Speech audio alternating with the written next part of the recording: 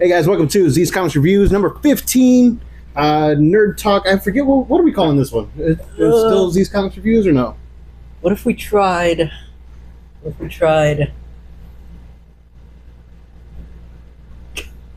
Blanking? Yeah, I'm blanking right now. Okay, we'll come back to it. But basically, this is number 15 in our review show for this year. All right, and to get us rolling,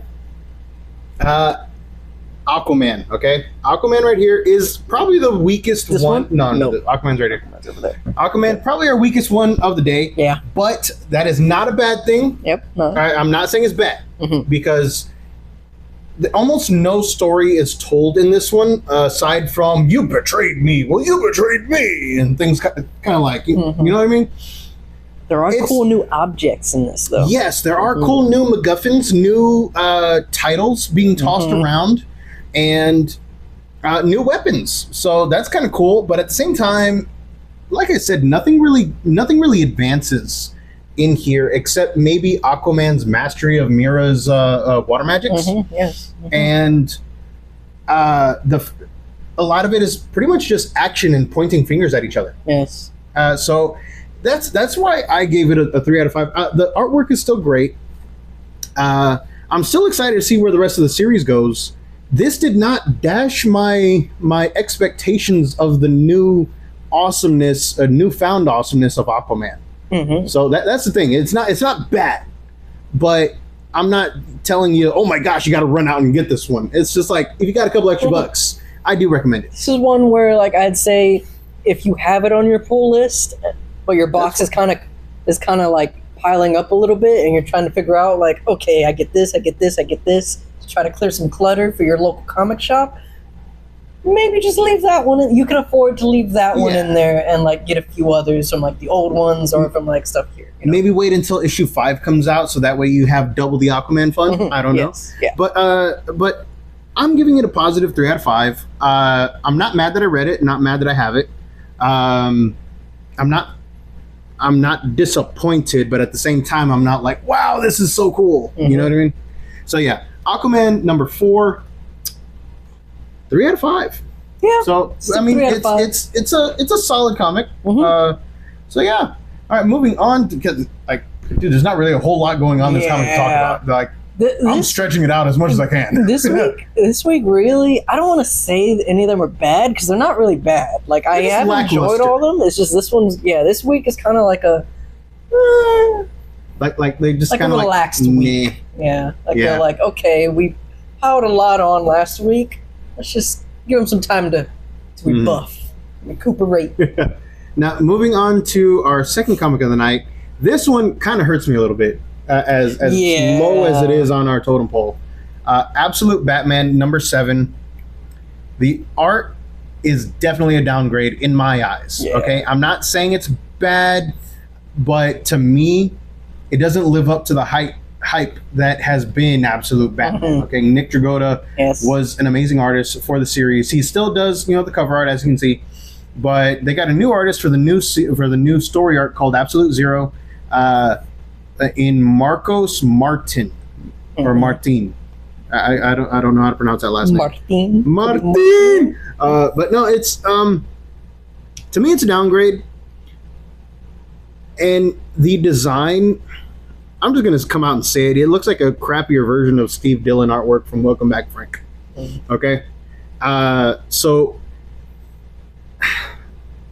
I'm trying to think of when this artwork actually works for the story, and I'm coming up as blank. For me, the best parts, the best parts art wise are when he's talking with his buddies in Crime Alley, but that's kind of like, a step back. It's kind of like a negative space art. They're all in shadow. You don't see any of their faces or anything. That's the best part. That's the best art-wise for me. And at some points, various characters are shown as like early, and I mean like super duper early versions of like Pixar storyboard animations. Okay, so yeah, definitely a downgrade to me. Now let's talk about the story.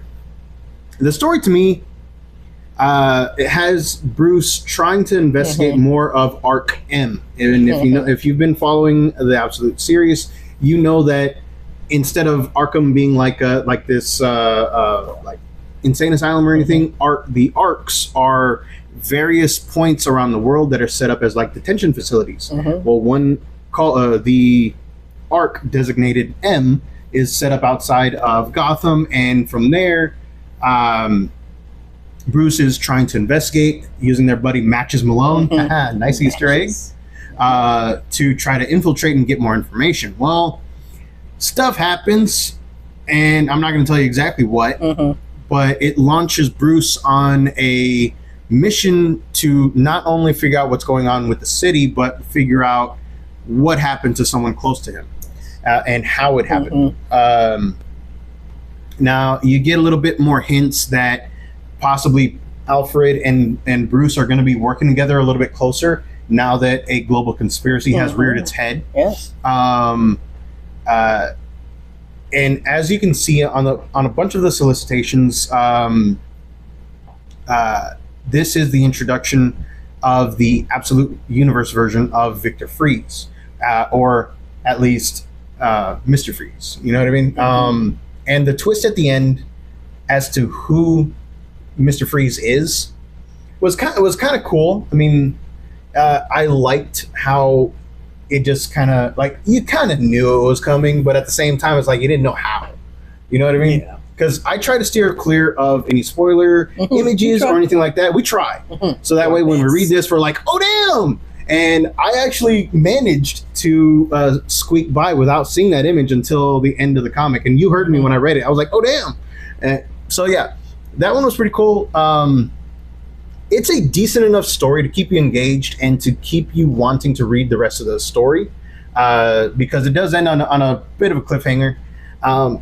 I do want to touch on how Bruce's friends kind of confront him in the same manner that Felicity and Diggle confront Oliver in the CW Arrow series. But I feel it was done better in this.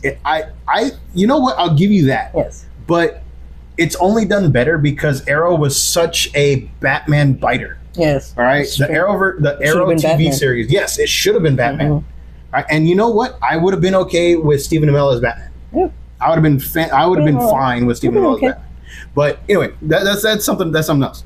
But this one right here, at the end of the previous issue, most of his friends, if not all of his friends, find out that Bruce is Batman. And in this issue, they kind of confront him in an alleyway wake, pretty much. And they're like, well, what about like were we actually friends kind of thing? Were you just using us kind of thing? And Bruce never really answers them.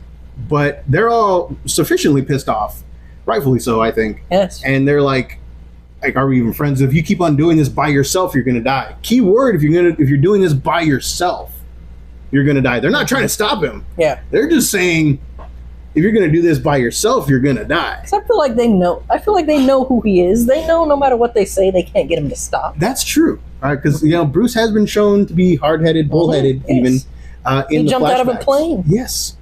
Yeah. So I think that this Absolute Universe is going to change the dynamic of Batman and the Bat family. Obviously, it's already changing. Yes. But I think that this is going to change even more and kind of make him into, whereas Arrow kind of like bit on Batman's style and tone for a while, I think Absolute Batman is going to bite on Arrow's world building, or at least like relationship building. Okay. You know what I mean? Okay. And I think that we might get, like, instead of Batman's Rogue Gallery, we have Batman and the Rogue Gallery. You know what I mean? Okay. Where, like, yeah, I'm thinking, this is speculation right here, like, but I'm thinking like Killer Croc is gonna use his nickname Killer Croc, but instead of being the bad guy, he's gonna be helping Batman out. It's gonna be pretty much. They're gonna that's gonna be their code names. It's gonna be like Killer Croc and Yeah, Get all their other Penguin, guys. Riddler, Yeah. all that stuff. Two-Face. Mhm. Yeah, I don't know about that, but I think friends in high places with Harvey in the DA's office, Mhm. Nigma doing his own tech stuff. I think it's going to build a sort of team that this Batman needs, and that's all speculation at this point. So we'll see how it actually plays out in the later series. But bottom line, this one, the storyline is enough to keep me going. Mhm. I gave it a 3 out of 5, very positive 3 out of 5. Yes. It's a solid story. I just like at random points the artwork is just Yeah. very wonky and it takes you out of it. Sometimes I found myself just reading and not looking at the art. Yeah, I didn't even look at what was I'm going not on. even gonna lie, man. At some points, it looked like I could do this, and I am not a good artist. I've tried. Mhm. Like I dabble. I can do Sonic, but like The hedgehog? yes, Okay. yeah, I can probably draw a hot dog too. I don't know. But yeah, so But now the real question is, which art did you dislike more? Was it 4? Or was number it 4 was obviously worse. What? Yes, The disrespect. that's not disrespect. The That was hatred. horrible. No, it wasn't. That was like turning your pencil off to the side and using the shading as stuff as actual. The So yeah, disgust to number 4 continues. the disgust continues. The disrespect. It's not even disrespect. There was no respect given. It was. Okay, It was that was bad. terrible. I admired the art still. In this, I kind of treated this like a regular book, like a Yeah. magazine, just reading the words. You didn't even want the bag and board for this one, did you? Exactly. That's sad. One day, my issue 4 will get the respect it deserves. And it is not going to be anytime soon. Not for One me, day. anyway. One day it will. One day. All right, so Absolute Batman number 7, the first cameo introduction of this Absolute Universe, Miss Freeze. Mhm. Gave it a 3 out of 5. Yes. All right, we moving on. We'll move on. Let's move on. Yes. Daredevil, Cold Day in Hell number 1, Heck. Mhm. or as a lot of the internet has taken to calling it, Old Man Matt. This one right here takes place in a future where there's a war going on. There's famine. There's poverty. All kinds of stuff in New York. And Matt is playing. Matt has long since lost his extra normal abilities. Yes. He's He's a pastor. yeah. Is he a pastor? Pretty sure they. Is he a pastor? Yeah. All right. So yeah. Okay. Yeah, I can see that. He runs the soup kitchen. You don't have to be a pastor to run a soup kitchen. No, but I'm pretty sure he is though. He kind of had that like. Did he? I That didn't pastor notice. get him. Anyway, but yeah. So this one right here, I lost my train of thought. I'm sorry.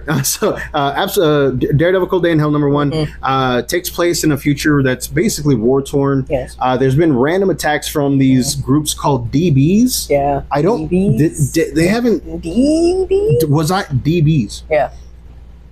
I read this thing twice and I could not figure out what these were. Did they say at some point that I'm just not remembering? No, right now we don't know who Okay, this group is. so we don't know who the DBs We just are. know that Mayor Barton is after them. I thought it was General Barton. I thought it was Mayor. No, it said General.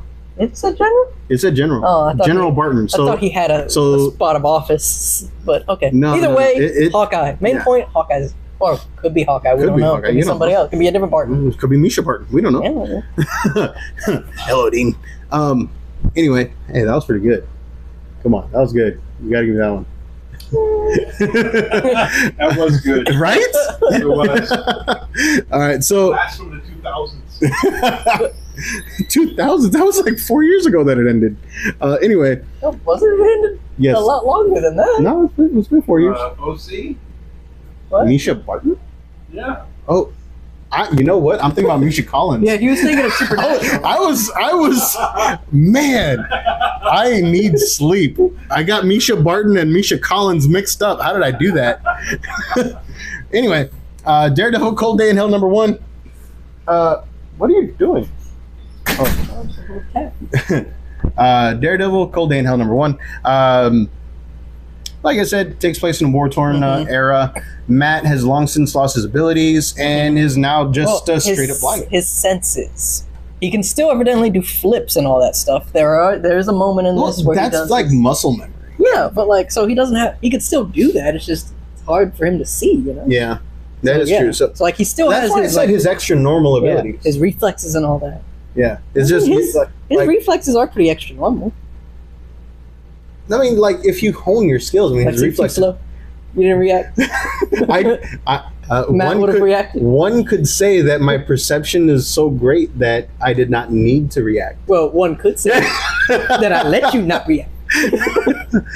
Are we really getting to a Key and Peele moment here? I was thinking of T.I. from Ant-Man when he said that. When Oh, he's yeah. all like, well, one could I say swear there was a that Key I and let Peele. you let me. Anyway, so we're getting way off topic already.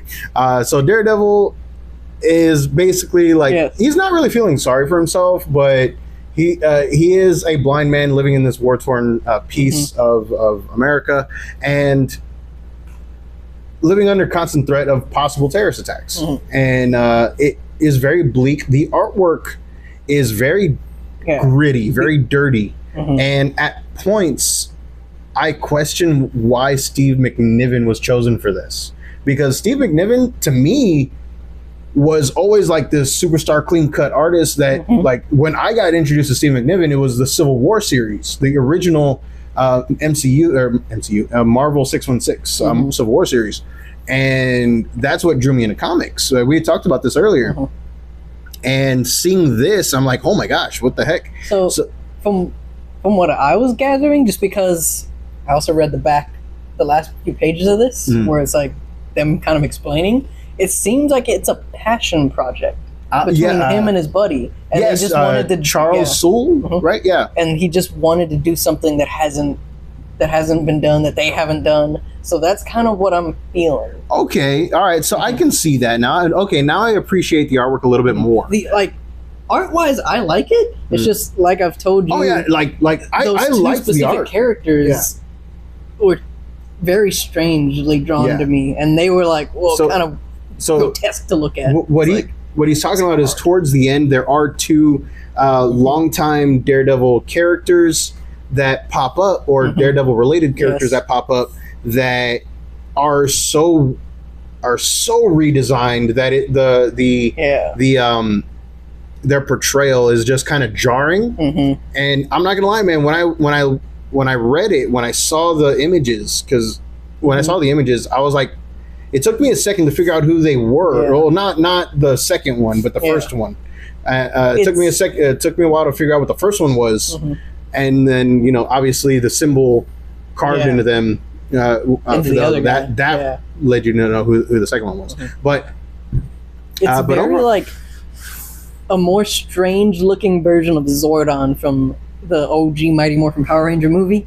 Yes. Zordon in there was like, oh, okay, yeah, that's Zordon. But this is like, oh my gosh, like a demonic looking Zordon. Yeah, I did not make that connection until you said it, but yeah, that is 100% spot on. The story is very, very good. Almost nothing is told to you. Yeah, but at the same time, you're like, damn, I want to see where this goes. I'll check out the next two. Like, it's just a 3-issue run, done monthly. Bi-monthly or monthly? I think monthly, because I'm pretty sure the letter that I read that they put at the end of this was all like, all right, see you next month. Okay, so I was like, okay. So I'm pretty sure. So the storyline in here, basic, old man Matt, he's kind of feeling sorry for himself, not really. Just living in a world that he's basically normal in, and then you have an event that causes his abnormalities to come back. Yes, and he's like, okay, it's like riding a bike, and we get that instance, we get that glimpse of not just old man Matt, but we get old man Daredevil. You know what I mean? Like when Wolverine popped his claws in Old Man Logan. Like throughout the entire series, he never popped his claws, and then bam, popped his claws, and you're like, oh, that's Wolverine. That's not Logan. That's Wolverine. Nah, man, we get to see a little bit of Old Man Matt, a little bit of Old Man Daredevil, and an Avenger pops up. That one was not in the solicitation. I'm not going to tell you who, but an Avenger does pop up, and the event mixed with seeing that Avenger is what spurs Matt on. Yes. And all of that just makes me really excited for issue 2. Makes me really excited to see where this is going. So definitely worth picking up. Daredevil, Cold Day in Hell, number 1. I give it a 3 out of 5. Yeah. So yeah, definitely a worth a pickup. Definitely. Moving on. Amazing Spider-Man number 1. Amazing Spider-Man. So It was okay. yeah, I mean, I wouldn't say amazing or use any of the other adjectives. no, I wouldn't. It was just- it was to me. It should have Yeah. been just called Spider-Man. Yeah. But oh wait, no, because we already have Miles Morales Spider-Man. So maybe Yeah. Like it jumps around a lot. it really There's does. a lot of jumping around in this. For most of the first half, it's Peter just doing interviews, trying to get a job. Yeah. When at the same time, the dude was already working for Norman Osborn. Why did he have to quit? From what You know what I I mean? was getting, maybe the fact that it really seemed a lot that the world found out that Osborn is the Goblin. Well, the world And- always knew. Yeah, and that they're So- like something related to that, and he just like maybe it's one of those things where he's like, Peter, I don't want you to be associated with me. That You need to maybe, stop so that way- but But yeah, I don't know, it's- man. yeah. So the motivation is a little bit unclear as Mm-hmm. to why he's looking for a job when he already had one at Osborn Industries. I mean, I know things were left kind of rocky after the whole Spider Goblin thing, Yeah. but anyway, this one right here, fresh start ish. I'm not a fan of the artwork. It feels Yeah. very cartoony, It was- and not in the Amazing Spider-Man animated Yeah. series cartoony. I mean, like Netflix's Claws Yeah. kind of cartoony, and was it doesn't kind of- work. Another thing that was strange with me is so at the beginning, for like the first most of the pages, yeah, the art is a certain way, and it does look strange, looks Mhm. weird. But then there's a title page, and it goes into something with just Norman talking at like a conference. That was John And the Romita art- Jr. Yeah, and the art is different, and then it goes into another title page for like the last. That was few also John ones, Romita Jr. and the art is different. So it's like that was cool. That was great. Are they going to continue doing that in the next issues? Which, if they do, I'm just like, because that's just weird. I don't know. I don't understand why you do that. But so yeah, like for the most part, the art and the like first parts of it.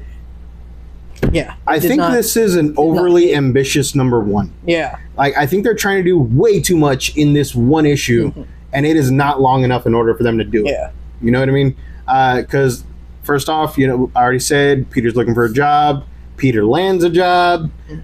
Peter may or may not have a girlfriend anymore. I don't know Yeah. what's going on there. yeah. Especially because, and that was and even then- like that one too. Kind of like I know it's a new team.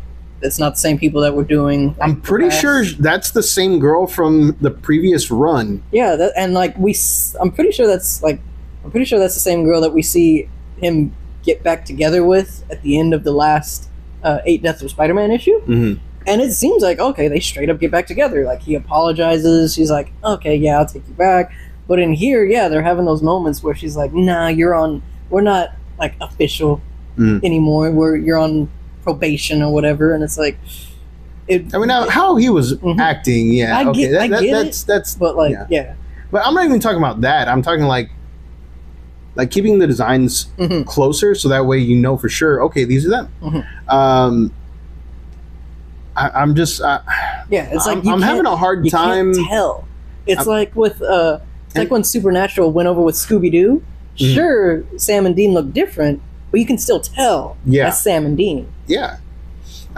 So not only that, we get the beginnings of a mystery that could be affecting not only one character in particular, one sinister character in particular in here, but an entire borough in New York. Mhm. Or what is Brooklyn? Is Brooklyn a borough or a city? I don't know. I don't know how New York works, but I don't think basically it's a Borough city. Brooklyn. Brooklyn's like a neighborhood, Is it? I don't know. like, something like that. Because like Hell's Kitchen, Chelsea is like a mile and a half long. That's Yeah. it. that's long for them. You got to remember. yeah, that's everything's all condensed New down York, there. everything's so condensed. Yeah, That here in Texas, mile everything's long. like a mile is like that. That Yeah. ain't getting you nowhere. It's like, okay, bro, that's, That's here road to the end of the construction. street. That's it. You're gonna hold the set. But yeah, so Amazing Spider-Man 1, I also give it a 3 out of 5. Yeah. the mystery in here makes me want to keep reading it. I don't know if we'll review it, but it does make me want to see how issue 2 goes and go from there. Because from here, I can't tell whether or not I'm a fan of this series yet. Like, I really like Spider-Man. I really liked like the Amazing Spider-Man stuff. This one, it didn't kill my enthusiasm, but kind of like you said, it's just like, okay, it didn't add anything. I'm gonna to check out the second one. From there, I'm gonna like decide whether or not I would still pick any of these up. Yeah. So. All right. So, Amazing Spider-Man #1, the new restart, 3 out of 5 across the board. Yep. Moving on to Power Rangers Prime #5.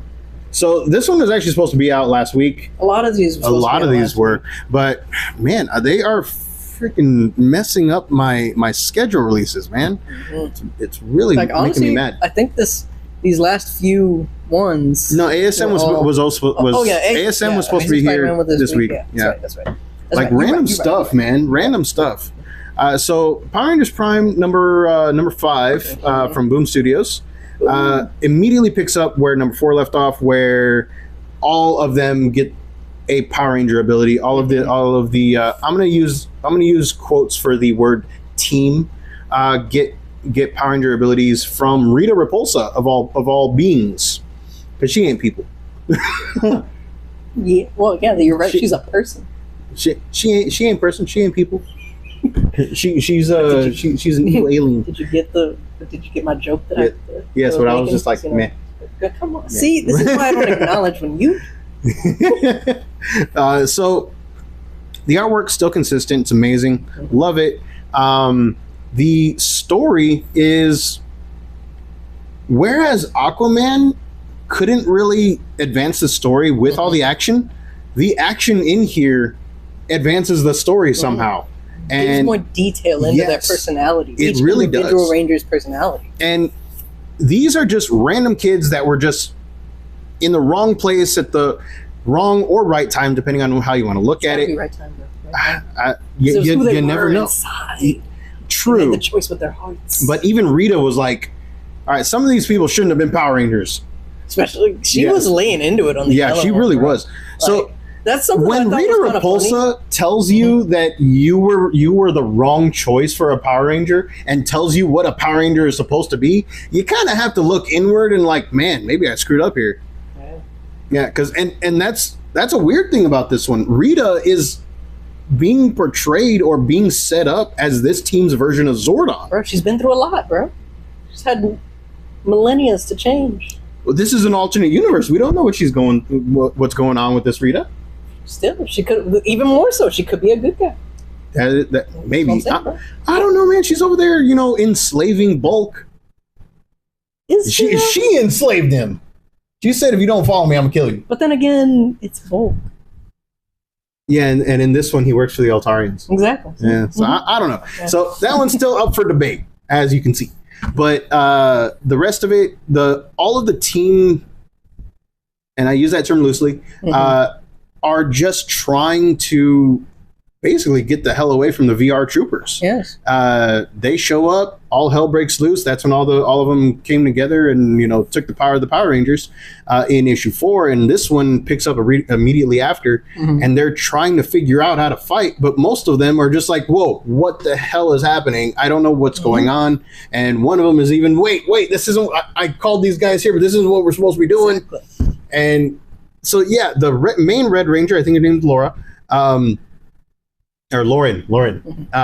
She's like freaking out because nobody is doing what they're supposed to be doing, and her trying to cover everybody is just not working. So they gotta book it, and throughout the entire thing, you get more glimpses into each of their personalities. Yes. You get more glimpses as to each of their motivations. There's some flashbacks in here that kind of make you. Feel sad for some of the Rangers, because if you remember the original timeline or the original series, Andros was the Lost in Space Ranger, or not Lost in Space. In Space.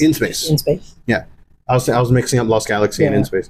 The Power Rangers from In Space. Beloved '98 movie. Was he in the '98 movie? I was just saying Lost in Space was a. Oh yeah, It was not beloved. It was actually very widely like panned. it. I love the movie. like it. But I It was love the movie. beloved But by me. I can acknowledge when people didn't like. Oh, it's something. bad. It's Yeah, a bad movie. it's a bad but, movie, but it's fun. But I love it. But anyway, so in the original timeline, Andros, Mhm. right? Yes. He has a brother, and it's Mhm. the Pink Ranger in here. So them saying that this guy is the last of Mhm. his species. Yes. Damn. So wasn't the bad guy also their sister? Yeah, and Right? in space. So It now, was his so not sister. only in And then this, she became a ranger. yeah, later on she became a Yeah. ranger. Yes. So in this one, it's kind of sad because they say like he's basically Mhm. Superman. Yeah, he's it. Like that's all that's left, and you're like, oh man, but there's like two more. There's supposed to be two more. Mhm. Nope, not anymore. Sad stuff, man. But yeah, this one leaves off on a pretty dark cliffhanger, and I'm like, oh my gosh, what is gonna happen here? Because Mm-hmm. oh man, like I cannot predict anything that's going to happen in this series, and I love it. Okay, like normally these types of things you can kind of see where things are gonna go. You can paint by numbers kind of thing. Yeah. I can't tell in here, and that's kind of cool. You know what I mean? So Power Rangers Prime number 5. Yes. I give it a 4 out of 5. Okay, Power Rangers Prime, definitely give it a 4 out of 5. I highly recommend picking this one up. Okay, I concur. and you haven't even read them all. I didn't. I skipped like 2 or 3 of them, I think. Yeah, I think you started reading them on 3. I think so. Well, I read number 1 just because it was number 1 and it came with the spoiler variant, and I was all like, I gotta know. Oh yeah, I was like, I that's got right. to know. Opened it and I was like, it's not even a spoiler. Nothing happened. I mean, like later on, we were introduced to the VR Trooper, so I guess that was kind of a Yes, spoiler. maybe, but yeah. I'm just saying, like, at the time I would be reading it and thinking, where's my spoiler? It's not here. It wasn't worth it. They got my money. They knew what they were doing. It wasn't even more expensive. Shh. They don't know that. All right, so this is runner up to our comic that we reviewed today, Yes. because now apparently that they're staggering my orders somehow. We got to make this distinction. Yes. This is runner up to comic of the review night. Yes. All right. Review night. Yes. Maybe that's what we do. Comic review night. Maybe that's the name of the new videos. Comic review night. Comic review night. Oh, I like it. I like it. Yes. All right, we'll shop it around. Yes. All right. So this is Deadpool Kills the Marvel Universe again. Yeah. Wait, once again? Or One last time. one last time? One last time. Again is the sequel the second. series. Yeah. Deadpool Kills the Marvel Universe one last Mhm. time. Okay, this one opens up, and Deadpool is just depressed because emo Deadpool from this series, He is doesn't have kind of his a thing. voice. Yeah, he does not have his voice. He hasn't had it from since the first series, I think. Mm-hmm. But in here, like random shenanigans happen. He gets tapped to kill various Yes. variants from across the multiverse. Mhm. Gets given, whatever he needs, and apparently he is not the first Deadpool that has been tapped for this Yeah. type of mission. Millions. But he is the first one that doesn't say anything, Yeah. and Straight that to the point. just straight to the point, straight to the gun, straight to the Mhm. sword. Lock, stock, 2 smoking Yes. barrels. He's got more than 2, but it's a little weird because throughout the whole thing, it's just a montage of him just like brutally Mhm. slaying things from across the multiverse, and then he meets the Hulk, who ends up just straight up bashing him to the point where his brain regrows a conscience. Regrows his voice. It regrows his internal monologue, Yeah. both of them. Yeah. His id and ego, I guess. I don't know. But once he starts getting it back, then the real thing happens. Because, yeah, he was supposed to kill these multiverse things. And at the end, as shown in the solicitations, he finds himself on the 616, Yes. the main Marvel Universe, with one mission: to save it. Yes. Yes. So, And that's in the solicitations. yeah, Okay, he that's may in not be that's K-wording this. yes. So how is he going to be saving the 616? We have no idea. When he spent most of the issue just offing random universes heroes, This definitely could mean that Ryan Reynolds was right. He's the Messiah. he may be He's the the- messiah of the MCU. So in here, the artwork is amazing. Mhm. Storyline is almost cut and dry until that twisty twist. Yeah. And you're like throughout the whole thing, you're wondering, well, okay, how does this line up with the synapses? And then at the end, you're Yeah. like, okay, actually, how He not? gets there. So this one right here, 4 out of 5. Oh, Deadpool kills the Marvel Universe Mhm. one last time. I gave it a 4 out of 5. I really enjoyed it. Yes, like yes, I enjoy it. 4 out of 5. The only thing, like my only gripe with it, it's not even a gripe, really. It's just his mask was kind of strange to me. Yeah, his mask very- was Yeah, it's like in the first Deadpool movie when before he puts the white lenses on, because like you can see his eyes and everything, Mhm. and it just very strange seeing Deadpool's eyes. You know. it really is. Yeah. Yeah, So- some of the design elements were a little bit wonky in here, but not enough to pull me out of the Yeah, comic. like it's still good. I still really enjoyed it. It's a good time comic, you know. Mhm. Like Nothing crazy happens in there. Mhm. It's just him doing his thing Mhm. on a multiversal level. yeah, like it's really just like he said. Like up until the very last, the twist at the end, it kind of seems like a good time, paint by the numbers sort of thing. Hmm.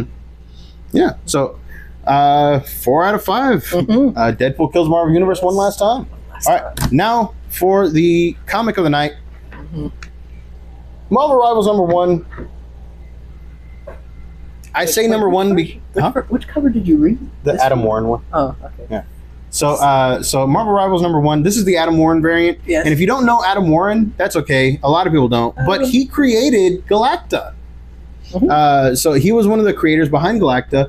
And if y'all guys are into the polybag type of like manga or whatever, he also does Empowered, which is actually a very good comic. Okay, don't give me that look, because it is actually a very well done comic, and it is full of character growth. Okay, I promise. You read it for the articles. At first I did not, but now I do.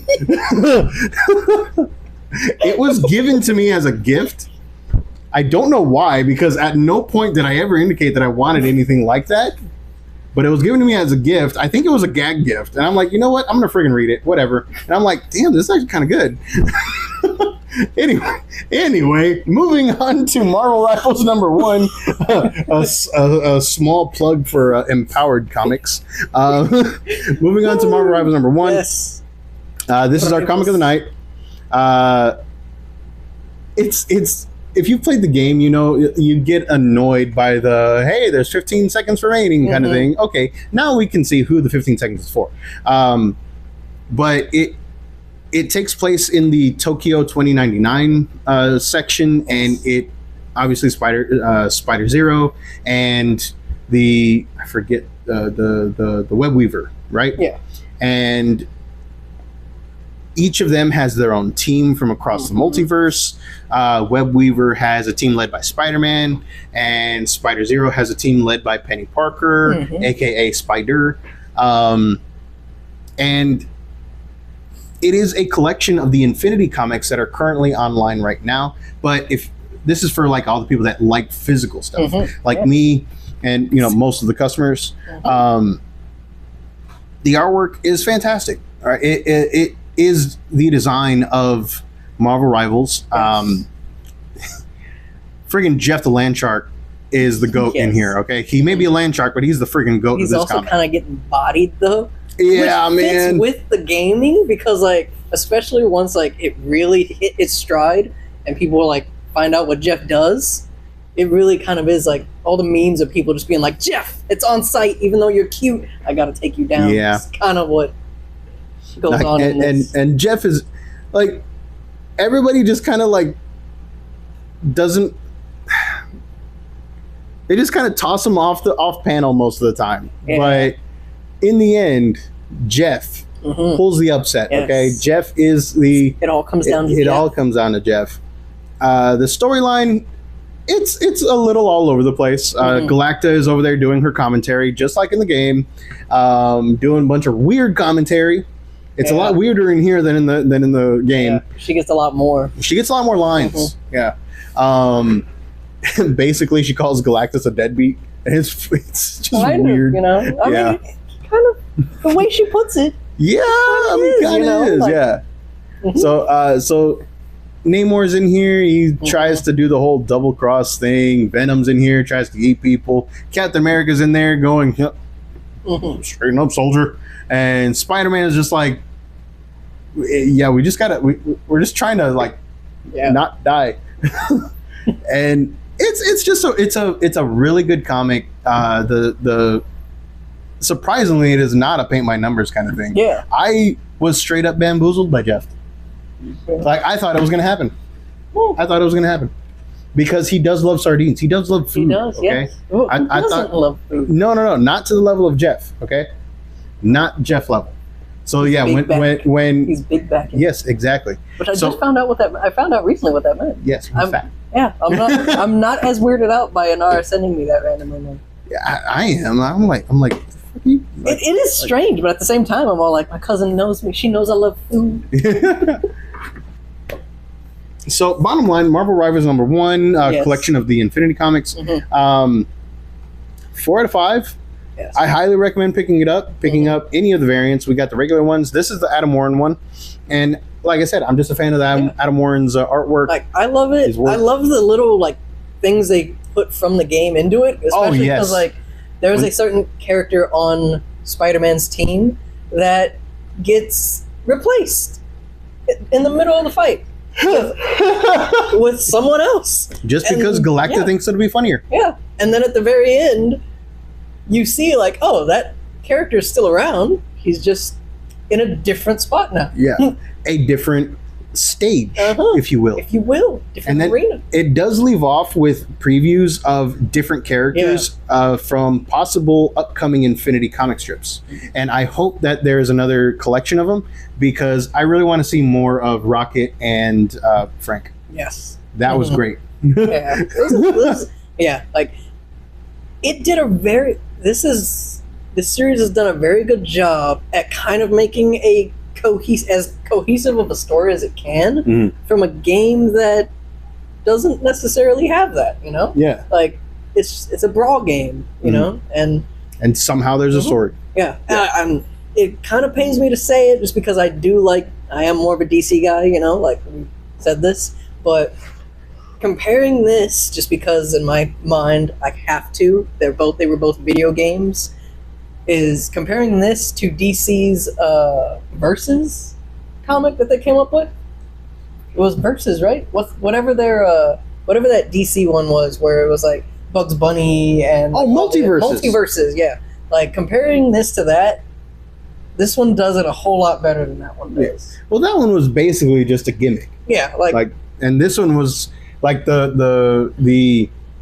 one was brought about because the game got so popular that they kind of rushed, like, hey, y'all guys, you want to work on this? And everybody was like, yeah, as long as you get to use Jeff. And they're like, go ahead. And I feel like, just like kind of like you said with the Multiverses one, like that one kind of was a gimmick. They definitely could have just gone gimmick route with this too.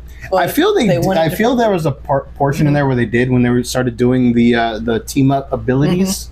And calling out the names. Yeah. So I did feel like they did. Like, there's a bit of gimmickiness, but like at the same time, it's done in such a way that you're just like, oh yeah, nice. Like, flows a bit more. Yes. It really did.